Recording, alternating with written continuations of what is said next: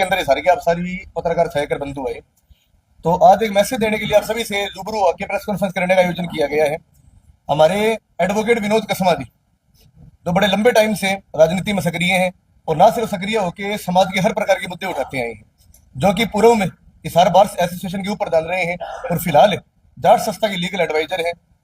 विनोद कसमा जी को चौधरी अब्बा चौटाला जी के आदेश के अनुसार पूरे हिसार का नया मीडिया जिला प्रभारी बनाया गया है। तो इसके लिए विनोद भाई साहब ने आज प्रेस कॉन्फ्रेंस का आयोजन किया है। हमारे बराबर बैठे हिसार के बड़ी मेहनती संघर्षशील प्रधान जी सतपाल कांजला जी हिसार के जिला अध्यक्ष, हमारे एडवोकेट प्रदीप सिंह बाजिया जी जिला अध्यक्ष Indian National Lokdal legal cell से। तो साथियों, सबसे पहले तो विनोद भाई साहब को बहुत बहुत धन्यवाद। और आज जो भी मैसेज है वो तो अपने विनोद भाई साहब देंगे, प्रधान जी देंगे। आज आप सभी आज पत्रकारों ने एक चीज देखी होगी कि पिछले 9 महीने हो चुके हैं सरकार बने, लेकिन सरकार बनने के बाद भी एक ईंट कहीं अगर कहीं रखी हो तो हम आपके सामने बैठे हैं। आज दूसरी चीज हम एक चीज और देखते हैं, विपक्ष आज हरियाणा प्रदेश से गायब हो चुके हैं। दिल्ली आज हम हिसार को देखिए, हम हरियाणा को देखिए, लूटपाट की घटना, चैन स्नैचिंग की घटना, कल हिसार के अंदर एक छोटे बच्चे के ऊपर बरार किया गया है। दूसरी बात है, जो रामचंद्र जांगड़ा है, बीजेपी का सांसद है, रामचंद्र जांगड़ा द्वारा ऐसे ऐसे अपशब्द जो हमारी वीरांगनाओं के लिए कहे गए, जो हमारे 26 शहीद हुए थे पहलगाम के अंदर, उनके बारे में रामचंद्र जांगड़ा ने जो शब्द कहे, इसकी हम कड़ी निंदा करते हैं, कड़ी मुखालफत करते हैं। और हमें तो इस चीज के अंदर ये लगा था कि आज पूरा विपक्ष एक होके इसकी आवाज उठाएगा, लेकिन विपक्ष की तो जूतियों में खीर बन रही है। जैन कांग्रेस से वो फर्जिया बनता था।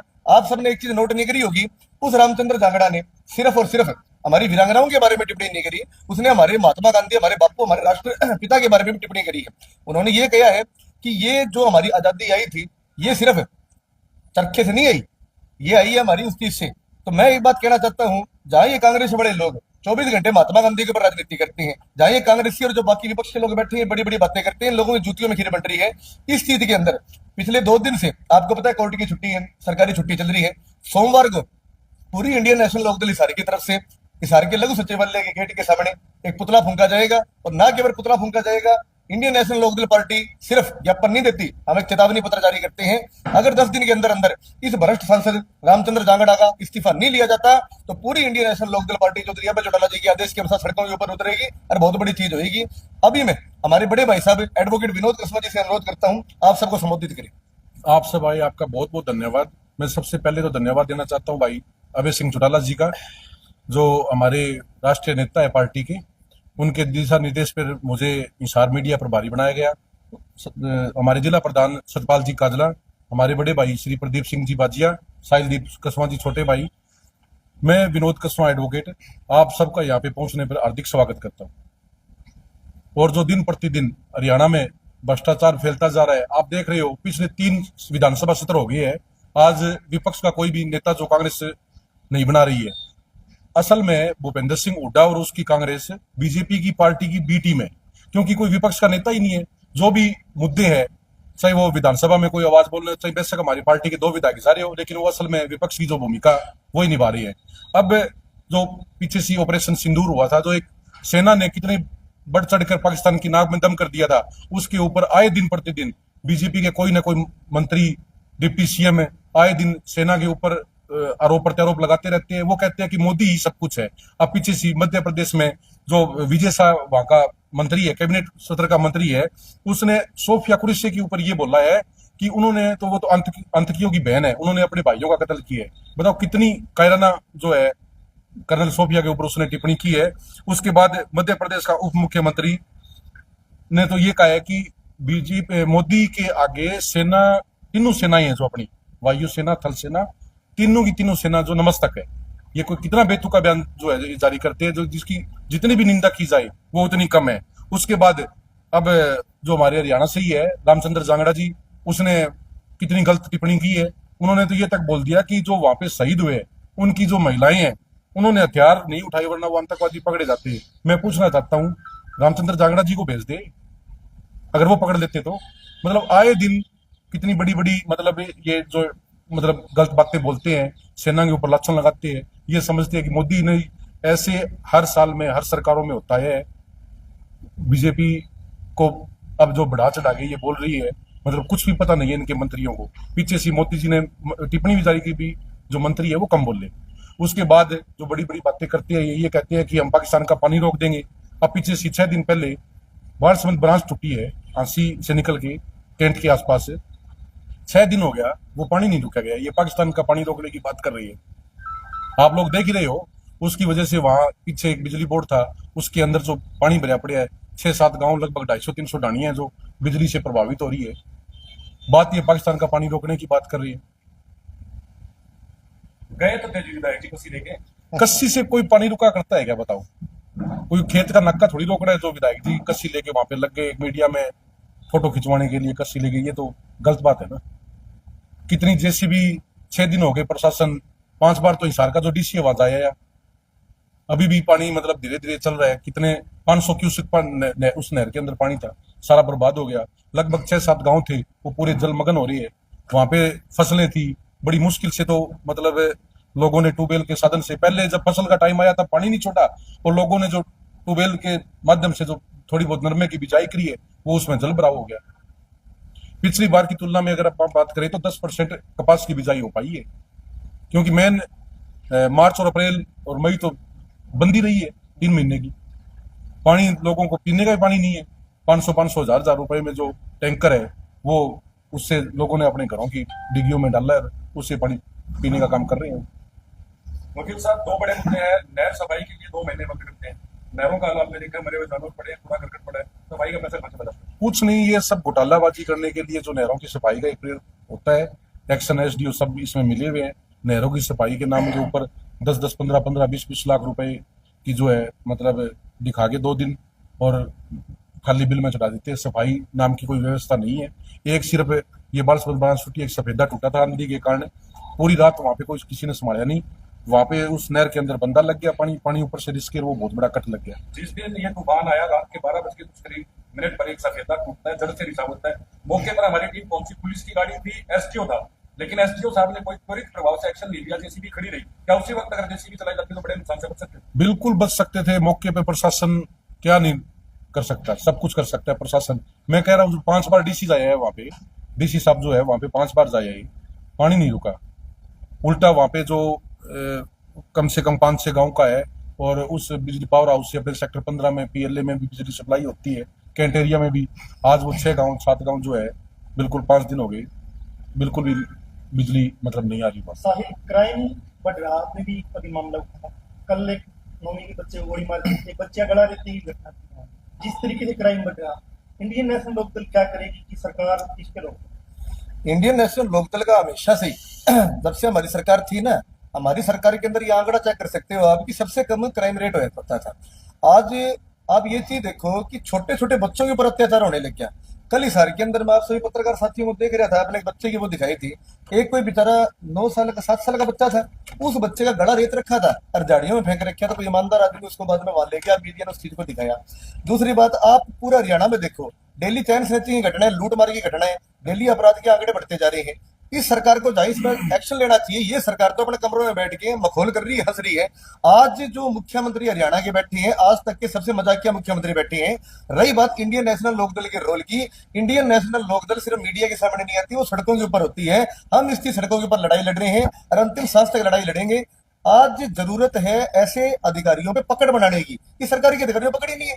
आज कोई भी काम हो जाएगा, आप चक्कर मारते रहो, आप अधिकारियों के पास जाते रहो, कोई कार्रवाई नहीं करते किसी प्रकार की। आपके सामने की ये चीज है, हमने खुद ने हिसार के अंदर हर कॉलेज यूनिवर्सिटी के अंदर सड़कों के ऊपर नशा मुक्ति का अभियान चलाया।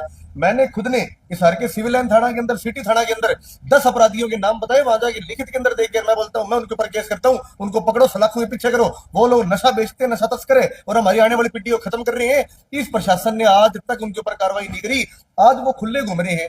ये नशा सबसे बड़ी वजह है, ये बेरोजगारी सबसे बड़ी वजह है। आज हरियाणा के अंदर एग्रीकल्चर ग्रोथ सेक्टर रेट हम देखते हैं तो -1.8% है। आज हमारी जीडीपी घट चुकी है। आज हमारे पास रोजगार नहीं है। आज हरियाणा में सरकारी आंकड़ा है 40% रोजगार है। और आपके सामने पहली बार कहता हूं, अगले 6 महीने के अंदर आप ये देखना, पूरे हरियाणा के अंदर 70% बेरोजगारी दर बढ़ेगा। तो क्राइम नहीं बढ़ेगा तो क्या होगा? ये गुंगी भरी सरकार है। इसमें सिर्फ इंडियन नेशनल लोकदल की बात नहीं है, लोगों को भी सक्रिय होना पड़ेगा, लोगों को भी जमीन के ऊपर उतरना पड़ेगा और इस सरकार को बीच में ही गिरना पड़ेगा और कोई भी इलाज नहीं है इसकी। साहिल जी, तो क्या सिर्फ प्रेस कॉन्फ्रेंस करने से काम चल जाएगा? क्योंकि जितनी बार मैं मुद्दे देखे आपकी तरफ से, आपने मीडिया को बुलाया यहाँ पे प्रेस कॉन्फ्रेंस की, उसके बाद आप कहीं पर धरातल पे नजर नहीं।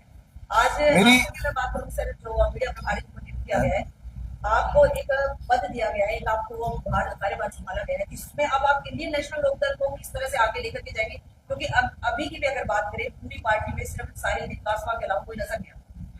बिल्कुल मैडम जी, मैं बताना चाहता हूँ, साहिलदीप ने शुरू से ही जो भी मुद्दे आते हैं, स्टूडेंट्स की बात की हो चाहे और सफाई से कोई संबंधित बातें हो, इनकी टीम और पूरी आईएसओ टीम धरातल पर लड़ाई लड़ती है। समय समय पर ये भूख हड़ताल हो चाहे एचसीओवीसी के खिलाफ कोई भ्रष्टाचार की कोई बात हो, ये पूरा संगठन है। और इनके साथ ये नहीं, पूरी इंडियन नेशनल लोकदल पार्टी, ऐसी बात नहीं है। आज के दिन में अगर कोई विपक्ष की जो कोई भूमिका निभा रहा है तो वो सिर्फ और सिर्फ इंडियन नेशनल लोकदल ही है। आपने आज तक कभी देखा है कोई एनएसयूआई का कोई छात्र संगठन यहाँ पे कोई विरोध प्रदर्शन करते हुए, कोई यूनिवर्सिटी कॉलेजों में कोई स्टूडेंट की आवाज कोई उठाते हुए, कोई एनएसयूआई का कोई देखा है आपने? जब मैं ये कह रहा हूँ कि इनके पास 3 विधानसभा क्षेत्र हो गए अपने हरियाणा के, अभी तक कोई विपक्ष का नेता ही नहीं मिलने लग रहा। ये अपनी खुद की लड़ाई पहले खत्म करेंगे, जनता की लड़ाई लड़ेंगे। इनकी खुद की आपस में तो अभय सिंह जी तो कहते हैं इनकी तो खुद की जूती के अंदर दाल बढ़ती है। तो ये इनकी खुद की जो लड़ाई है, कभी शैलजा जी कहते हैं कि मेरा नेता बनना चाहिए, कभी भूपेंद्र सिंह हुड्डा जी कहते हैं कि नेता तो मैं चुनूंगा, मेरे से बड़ा कांग्रेस में कोई है ही नहीं। वकील साहब, एक सर्वे रिपोर्ट सौंपी थी 2018 की, जब उसमें मौके के एसपी थे, पूरे 12 महीने में से 2 महीने में चैन स्नैचिंग बढ़ जाती है। वजह सबको पता आईपीएल चलता है, छोटे बच्चे गैम्बलिंग में पड़ते हैं, पैसे देने के लिए होते नहीं है और ऊपर से दबाव बनता है, तो चैन स्नैचिंग सबसे आसान तरीका है। ये अपराध बढ़ रहा है, इसको कैसे रोकेंगे? चैन स्नैचिंग कहीं ना कहीं पुलिस प्रणाली पर सवालिया निशान है। अब मैं खुद इस प्रोफेशन से जुड़ा हूँ, एडवोकेट हूँ। जो भी चोरी की घटनाएं बढ़ती है, पुलिस को सब पता होता है भी कहाँ पे कौन, इनके पास पूरा एक खाका तैयार होता है। हम सामने इसलिए नहीं आते भी कौन तारीखों पे जाएगा और वो पुलिस वालों पे छोड़ देते हैं। पुलिस वाला किसी को एक को पकड़ के और चालान पेश कर देता है और असली जो है उनको छोड़ देती है, फिर वो मार्केट में। आज इस तरह की जो घटनाएं बढ़ रही है, सबसे मेन वजह ये है कि रोजगार नहीं है। जो पढ़े लिखे बच्चे हैं, पहले तो चुनाव से पहले तो बीजेपी ने अपनी तीसरी बार सरकार बना दी, बताओ कितने बड़ी बड़ी झूठे युवाओं के साथ एक खिलवाड़ किया है। तो रोजगार है नहीं, इसलिए जो है इस तरह की चोरी की, चैन स्नैचिंग की जो घटनाएं बढ़ रही है। जो नशा पुलिस प्रशासन कल को दिया जाता है, तो कहीं ना कहीं अभय जी ने भी सोचा होगा, साहिलदीप जी ने सोचा होगा, सबने सोचा होगा। क्या लगता है क्या क्वालिटीज आपके खुद के अंदर थी कि आपको मीडिया प्रभारी बनाया गया? वो तो देखो जी, वो तो आला नेता को पता है। मैं शुरू से ही इस पार्टी से जब बचपन से ही इस बात का भाई साहब की तरफ से जवाब मैं देना चाहता हूँ। देखो, आपने बिल्कुल ये चीज कही कि अभय चौटाला जी ने सोच समझ के काम करे। मैं एक चीज बताता हूँ जी, आप सभी पत्रकारों के सामने आपने एक चीज देखी होगी कि आईएसओ ने आज इस हारे के अंदर 300 आंदोलन करे, अपने हाथ से करे। 1000 से ऊपर आंदोलनों में हमने समर्थन दिया है। विनोद कसमा जी एक लोग ऐसे एडवोकेट है, सिर्फ हिसार के अंदर नहीं, पूरा हरियाणा के अंदर है। कोई भी बच्चों की कोई समस्या आई, कोई भी दिक्कत आई, इन्होंने 1 रुपए के अंदर फीस लेके केस लड़ने का काम किया। जो 2000 रुपए कागजों के लगते हैं ना, वही अपनी जेब से लगाते हैं। इसके साथ साथ इनका पैनल बना हुआ है। कोई भी गरीब आदमी है, जो आदमी कोई अपना केस के अंदर फीस नहीं दे सकता, जो मोटे मोटे वकीलों की फीस होती है, उनकी ये 1 रुपए के अंदर फीस लड़ते हैं। मतलब ये एक इस प्रकार के इंसान है जिन्होंने अपना जीवन आज समर्पित करा हुआ है समाज सेवा के अंदर भी। मैं नाम नहीं लेना चाहता, आप सबके सामने की ये बात है, बल्कि बहन जी तो बड़ी ईमानदारी से वो दिखाई भी थी। जाट कॉलेज की एक प्रिंसिपल होती थी, उस प्रिंसिपल ने 4 बच्चों का असंवैधानिक तौर के ऊपर नाम काट दिया था और अपनी सत्ता के मत में मतदान हो गया कि लिखियों बोली नाम नहीं लिखती। विनोद कसमा जी थे उस टाइम, जिन्होंने 6 घंटे तक कोर्ट के अंदर घसीट दिया था पूरे प्रशासन को, और उसके बाद में ना उन 4 बच्चों का नाम लिखाया, आगे भी हजारों बच्चों की मदद करी। तो इनकी इसी उपलब्धि को देखते हुए चौधरी अभय चौटाला जी ने इनको विश्वास जताया है। और मुझे ये भी भरोसा है कि विनोद कसमा जी, अभय चौटाला जी ने जो आदेश दिए है ना, आज इस हार में हरियाणा के अंदर भी जो बहुत दिया है। आपके मैं- नजरिए से आपको क्या लगता है सर कि आने वाले समय में सबसे पहला कार्य आपकी तरफ से क्या किया जाएगा सुधार? मैं सबसे पहले तो इस कार्य की एक घोषणा और करना चाहता हूँ। हमारे प्रधान जी, जो हमारे जिला अध्यक्ष है लीगल सेल के, हमारी पार्टी के, इंडियन नेशनल लोकदल पार्टी के, वो ही घोषणा करेंगे। आप पत्रकारों के लिए बड़ी खुशी की बात है। प्रधान जी बताओ तो।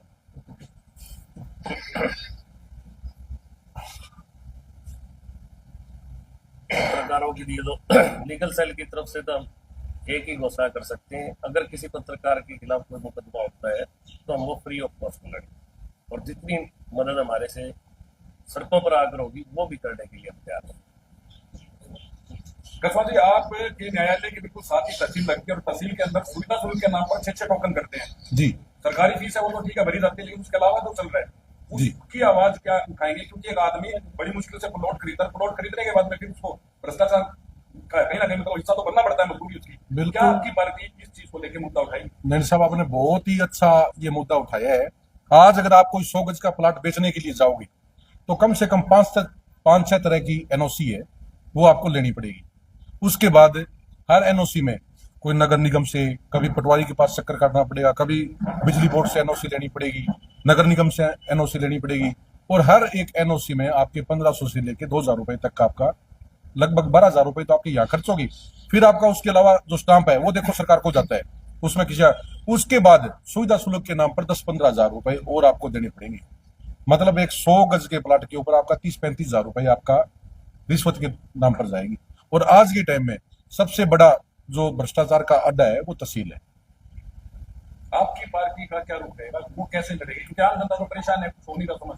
हम तो ये कहने लग रही है कि कोई बात कोई ऐसी हो, कोई लेके आए, हमारी इंडियन नेशनल लोकदल पूरी की पूरी पार्टी और हमारी खास करके लीगल सेल उनको जोर शोर से उठाएगी और भ्रष्टाचार के ऊपर लगाने का काम करेगी। प्रधान जी बताएंगे कि क्या क्या रूपरेखा है, ऐसे मुद्दे करेंगे, प्रधान जी बताएंगे 2 दिन